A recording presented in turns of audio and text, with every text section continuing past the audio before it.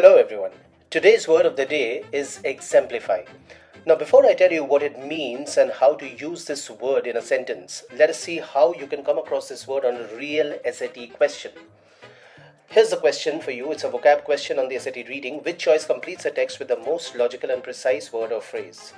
Let's quickly go over the text. Following the principles of community-based participatory research, tribal nations and research institutions are equal partners in health studies conducted on reservations. A collaboration between the Crow tribe and Montana State University blank this model. There's a colon after that, which means whatever comes after the colon will explain what has been said before. Tribal citizens worked alongside scientists to design the methodology and continue to assist in data collection. So if you read the text carefully, this portion which talks about how tribal citizens worked along with the scientists talks about a specific case of what was said in the very first sentence, where it says that tribal nations and research institutions are equal partners. Therefore, the word that we are looking for in this blank is something which will say an example of, which is where the word exemplifies comes in.